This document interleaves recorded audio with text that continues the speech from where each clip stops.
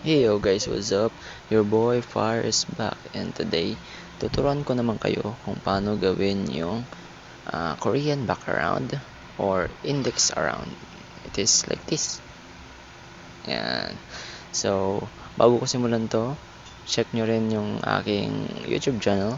So, check nyo lang sa profile ko. So, no for more ado.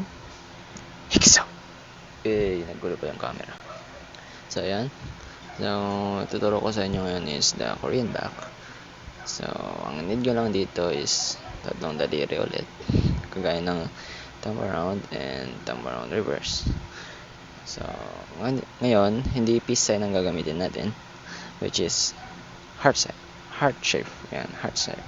Heart shape. And like that. So, first, make your heart shape.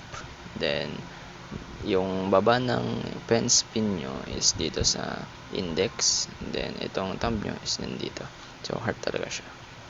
Then itong middle nyo naman is nandito, so alalay siya, yung parang alalay, pero siya yung magpupush mamaya. Okay, so first step is syempre pupush nyo yung thumb nyo, diinan nyo lang unti lang. Yan. Then parang magiging spring kasi siya pag binitawan. Then itong middle naman, ganito lang yung motion niya guys ganyan lang kataas, so huwag yung itataas na ganun, so ganyan lang, parang pitik lang, parang pipitik ka lang ng konti. So first push, focus, first push, then release, then pitik, ganon. So tak, like that. Then huli nyo is catch, like that. So, para malinaw, heart shape. Yan, ganyan. Kaya nyo na lang yung kamay ko guys. Then, itong middle nyo, ito yung maggaganon. So, yan. So, hindi siya sasabay Una yung ito.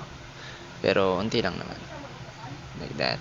So, practicein nyo lang kasi for me, mahirap siya kasi gaganon ako nung una na isasama ko yung middle ko. Kaya ang recommend ko is ganun lang. Pansin niya muna yung ganun. Huwag kang bastos. So, ganito. Yan. So, I hope it helps.